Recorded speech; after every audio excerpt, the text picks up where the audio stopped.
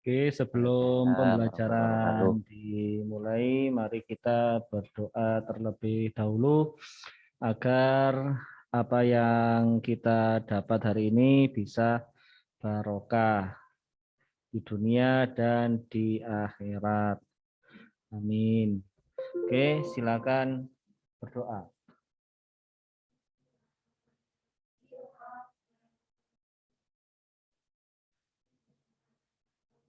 Ilma lana illa ma 'allamtana innaka anta li sadri wa yassir li amri wahlul 'uqdatam min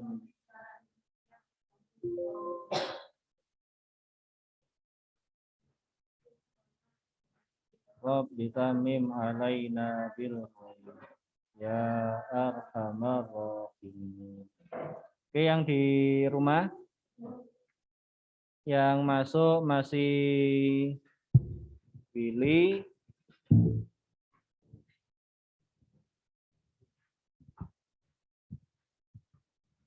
Asmaul Azizah, sama Agil. Yang lain belum ya. Oke, kita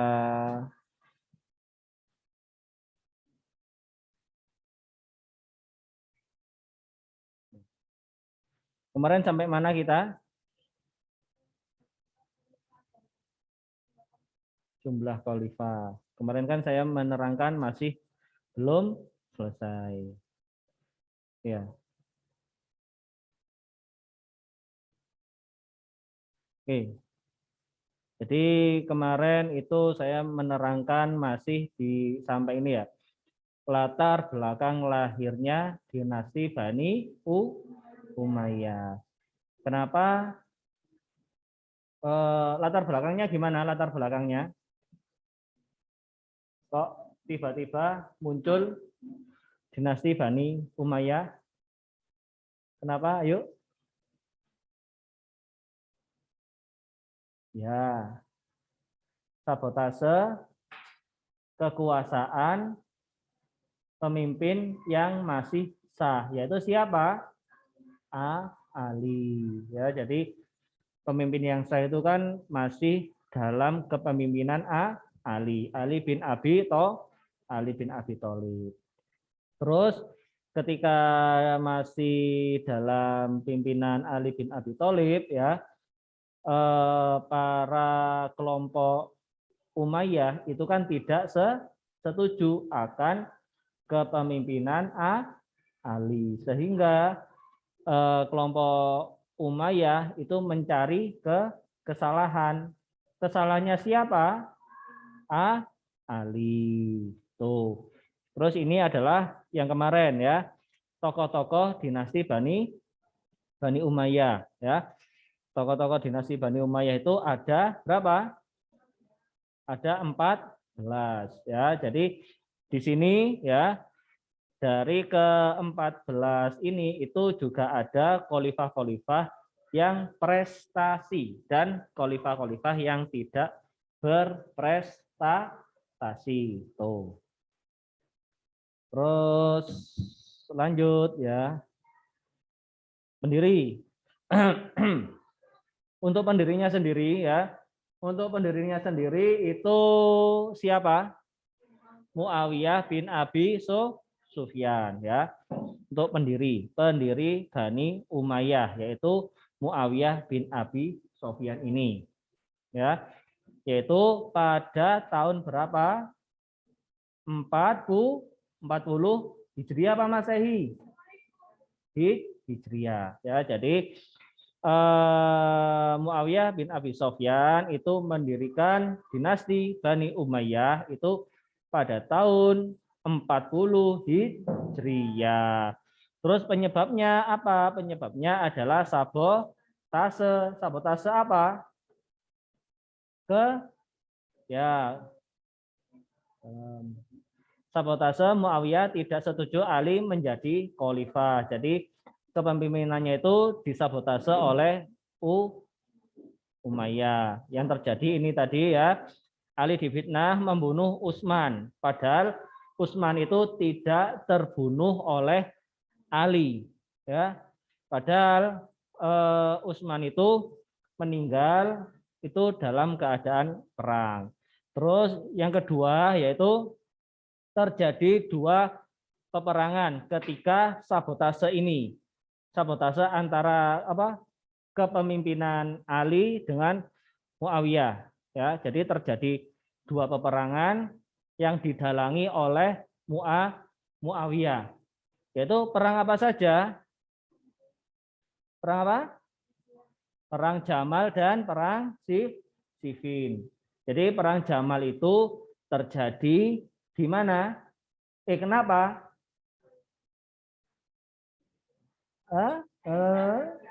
Lah, oke ya. Jadi perang Jamal itu terjadi karena Aisyah mengendarai onta sehingga disebut dengan perang Jamal. Ya. Terus yang ketiga ini yang selanjutnya yaitu perang apa? Perang Siffin. Kenapa kok disebut perang Siffin? Karena perang tersebut itu terjadi di daerah Sif, ya, di daerah Sif. Maka dari itu disebut dengan perang Siffin. Oke, terus kan setelah terjadi sabotase kekuasaan antara Muawiyah dengan pihak Ali, terus kan Ali itu kan aslinya kan masih dalam kepemimpinan, ya, masih menjadi khalifah yang sah. Setelah itu Ali itu diajak berdamai sama siapa? Sama Umayyah, ya, diajak berdamai. Ayo wis berdamai. Engko lek kamu lek awakmu gak berdamai ya, engko Al-Qur'an tak robek robek. Lah, sehingga Ali itu mau diajak untuk berdamai. Kenapa kok sampai seperti itu? Karena para khalifah sebelumnya, ya, yang menggantikan Nabi Muhammad itu siapa? Khulafaur Rasyidin. Nah, jadi para Khulafaur Rasyidin itu adalah para sahabat yang cinta terhadap Al-Qur'an. Sampai-sampai ya wahyu kan diturunkan kepada Nabi Muhammad kan tidak secara langsung, gak moro-moro mak gedebuk terus muncul Al-Qur'an. Tetapi diturunkan secara berangsur-angsur, ketika ada peristiwa diturunkan, sehingga sama sahabat itu tadi dikumpulkan pelan-pelan akhirnya terkumpullah menjadi sebuah mushaf atau Al-Qur'an itu tadi yang bisa kalian nikmati sampai saat ini. Jadi Al-Qur'an itu tadi adalah kerja kerasnya siapa? Khulafaur Rasyidin dan para sahabat. Sehingga para khulafaur Rasyidin itu tadi nggak rela kalau Al-Qur'an itu tadi sampai dirobek sehingga Ali bin Abi Thalib itu mau diajak berdamai. Setelah berdamai ya, itu malah tidak menyelesaikan sebuah masalah. Malah muncul lagi masalah-masalah yang sangat besar. Apa masalah yang besar? Yaitu sampai-sampai muncul 3 golongan. Golongan apa saja? Golongan Khawarij, terus Syiah sama Murji'ah. Jadi golongan Khawarij ya, golongan Khawarij ini adalah golongan penentang perdamaian. Jadi para golongan Khawarij ini tidak mau antara Ali bin Abi Thalib dengan Umayyah itu berdamai. Jadi masih kekeh ya untuk mempertahankan Ali bin Abi Thalib ini untuk menjadi seorang khalifah yang sah. Tuh. Ya. Terus yang kedua yaitu golongan Syiah. golongan Syiah ini adalah setuju sikap Ali. Dalam artian setuju sikap Ali, ya wis, gak apa-apa. Ali bin Abi Thalib itu berdamai dengan Muawiyah biar tidak terjadi apa-apa. Malah terjadi apa-apa tadi, malah rame. Terus yang ketiga yaitu Murji'ah. Murji'ah itu apa? Mengambil jalan tengah. Lah, pinteri golongane sapa iku jenenge Muawiyah ya. Untuk memanfaatkan keadaan itu tadi ya, untuk membunuh Ali bin Abi Thalib ya. Golongan Muawiyah ini tadi memanfaatkan golongan Khawarij. Untuk apa? Untuk membunuh Ali bin Abi Thalib. Tuh, ya. Jadi nanti ini 3 golongan ini tadi ya, sebetulnya masih banyak ya. Itu tadi itu nanti ya kalian pelajari di mana itu di pelajaran akidah akhlak. Nanti ada itu. Insya Allah bab 2 kalau nggak bab 3 itu ada aliran-aliran agama Islam itu masuk dalam bab teologi Islam. Jadi nanti di teologi Islam itu nanti di pelajaran akidah akhlak kalian akan mempelajari ini. Aliran Khawarij, Syiah, Murji'ah, Jabariyah, Qadariyah dan lain-lain. Tuh. Ya, akidah akhlak siapa? Pak Jack. Bu Sari. Yes, enggak lah ya. Nanti kalian pelajari di situ. Ya, kalau ingin tahu lebih dalam. Oke, lanjut. Oke, untuk fase, ya, fase pemerintahan Bani Umayyah di Damaskus, ya. Jadi untuk fase ketika kepemimpinan Bani Umayyah di sini ada 3 fase, yaitu yang pertama fase berdiri, ya, fase berdiri atau fase pembentukan dan pembinaan. Oh. Terus yang kedua yaitu fase kemajuan. Yang terakhir, yang ketiga yaitu fase lemah sampai runtuhnya dinasti Bani Umayyah. Jadi nanti di sini kita akan membahas 3 ini. Fase berdirinya dinasti Bani Umayyah, terus fase kemajuan dan fase lemah sampai runtuhnya. Kalian kan kemarin sudah mempelajari ya fase berdirinya. Kok iso sih berdirinya dinasti Bani Umayyah? Pasti kan sampean sudah tahu ceritanya. Nanti fase kemajuan seperti apa, fase lemah dan runtuhnya itu juga seperti apa, nanti juga kita akan mempelajari. Oke, nih. Sekarang oh ya, sebelumnya ya. Jadi dinasti Bani Umayyah itu ya memimpin atau menjabat ya atau berkuasa menjadi khalifah itu hampir berapa tahun? 92 tahun. Lek 1 abad itu berapa tahun?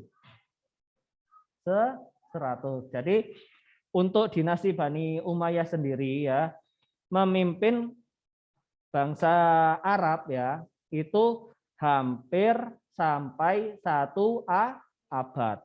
Jadi kurang piro? Kurang 8 tahun saja sudah 1 abad. Jadi bisa dikatakan 1 abad lah dinasti Bani Umayyah itu memimpin dan berdiri. Ya. Terus fase berdiri, pembentukan dan Oke, fase berdiri pembentukan dan pembinaan. Ya. Jadi yang pertama, ayo yang tidur-tidur segera bangun. Tidur jam berapa kemarin? Ya. Jadi untuk yang pertama yaitu dinasti Bani Umayyah itu dimulai dari tahun 40 Hijriah. Jadi 40 Hijriah itu dinasti Bani Umayyah itu mulai berdiri. Ya. Sampai tahun berapa kemarin? Dinasti Bani Umayyah 600 berapa itu? Hah? 660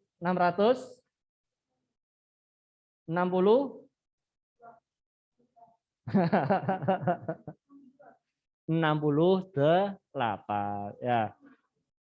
Ya itu. Tuh ya, jadi dimulai dari tahun 40 Hijriah ya untuk berdirinya dinasti Bani Umayyah.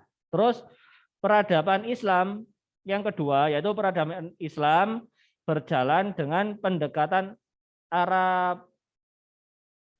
Arabisasi atau Arab oriented. Jadi ketika baru berdiri ya, dinasti Bani Umayyah itu lebih cenderung ke Arab oriented. Arab oriented itu gimana? Yaitu pengembangan peradaban yang berdiri Arab. Jadi kayak seumpama ini fasilitas umum. Fasilitas umum itu dibentuk dan dibangun itu seperti apa itu berdesain Arab-Arab ke timur-timuran seperti itu. Masjid itu juga seperti itu. Jadi seperti contoh kalau di sini ya, seperti di sini tuh kayak masjid kita ya, Masjid Wong Akeh ya, tuh Masjid Al Hidayah itu kan dibangun dengan arsitektur dan ciri khas Arab tuh ya. Jadi ketika zamannya dinasti Bani Umayyah mulai fasilitas umum, terus perkantoran, pasar, terus dan lain-lain lah itu dibangun dengan berciri khas Arab. Tuh. Terus yang ketiga yaitu ilmu yang dikembangkan oleh Bani Umayyah pada saat itu masih yang berciri Arab asli yaitu bahasa, nahwu, balaghah, qiraat dan hadis, tafsir dan tahrikh Islam.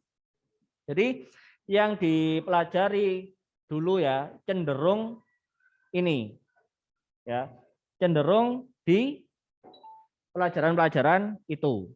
Apa saja tadi? Bahasa.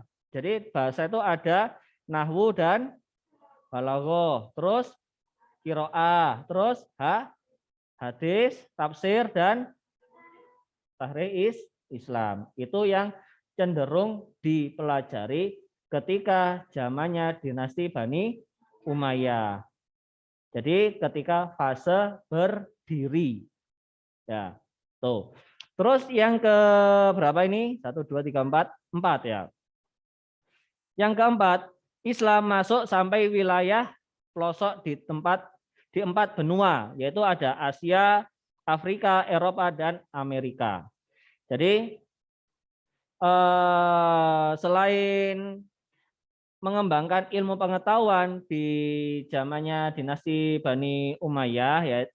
Jadi para khalifah pendiri dinasti Bani Umayyah itu yaitu selain belajar ilmu-ilmu tersebut juga fokus kepada yaitu pengembangan atau memperluas wilayah ya. Jadi wilayah-wilayah yang ada di barat Asia ya, Eropa, Amerika itu dulu adalah wilayah-wilayah orang Islam. Tetapi kenapa sekarang kok bisa menjadi wilayah orang barat? Karena Islam itu posisi dijajah, tapi kita itu tidak terasa. Seumpama contohnya sampean kroso enggak lek sampean saiki dijajah ambek orang barat. Apa contohnya? Pakaian. Terus apa lagi? Alat-alat elektronik. Terus apa lagi? Hah? Hah? Apa? Oh, nggak kedengar. Film darat. Nah, jadi kita itu sekarang dijajahnya itu tidak dengan cara berperang, tapi dengan dimasuki seperti itu tadi. Contohnya kayak tadi pakaian, ya. Kalau pakaiannya orang-orang Islam, pastikan dia itu lebih cenderung berhijab, terus menutup aurat, seperti itu kan ya. Tapi kalau orang-orang Barat ya menjajah kita itu dengan cara media teknologi, televisi. Oh, pakaian sing apik, sing modeling ini iki lho saiki sing trene saiki. Seperti contohnya sing pakaiane medetet-medetet mari ngono yang lebih cenderung memperlihatkan aurat ya. Terus kayak bajune adike iku dikongkon gawe ae ya tuh. Ya. Jadi memang harus dilawan ya. Biar apa? Biar kita itu tidak dijajah oleh bangsa Barat tuh ya. Jadi lek gak sampean itu siapa lagi yang memperjuangkan agama Islam tuh. Jadi sampean kan sudah tahu oh pakaian menurut agama Islam itu seperti ini, yang bagus harus menutup aurat, harus berhijab ya. Terus pakaiannya harus longgar tuh ya. Terus yang keberapa sekarang?